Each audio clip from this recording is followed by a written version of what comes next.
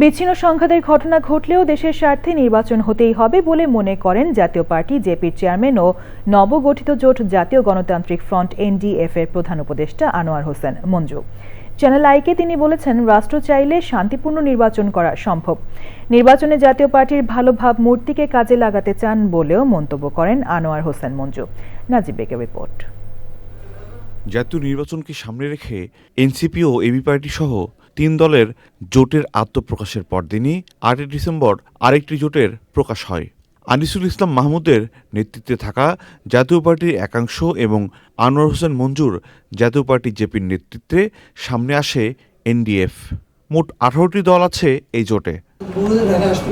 নির্বাচনে জনগণের কাছে কতটা গ্রহণযোগ্যতা পাবে এই জোট, বলছিলেন জোটের প্রধান উপদেষ্টা। জাতীয় পার্টির একটা ভালো ইমেজ আছে, কিন্তু একটা গুড উইল আছে জাতীয় পার্টির। এর অর্থ এই না যে আমরা বিএনপি কিংবা আওয়ামী লীগের মতো একটা, কিন্তু তারাও জোট ছাড়া সরকার গঠন করে না। অনেক সিটে হারে ৩০০ ভোটে, ৫০০ ভোটে, ১০০ ভোটে এই ছোট দলগুলো সেখানে তাদের কন্ট্রিবিউট করে।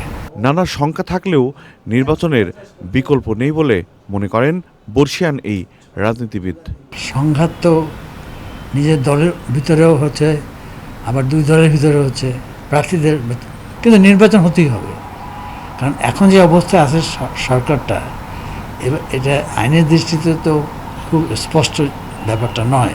আইনে আসলো সে থার্ড এটা ছাড়লো না, ইনস্ট্রুমেন্টটা বললো যে নির্বাচনের পরে ছাড়ো। আইনশৃঙ্খলা পরিস্থিতি নিয়ন্ত্রণে নির্বাচন কমিশনকে তৎপরতা বাড়াতে হবে বলেও মনে করেন তিনি। নাজিব বেগ, চ্যানেল আই, ঢাকা।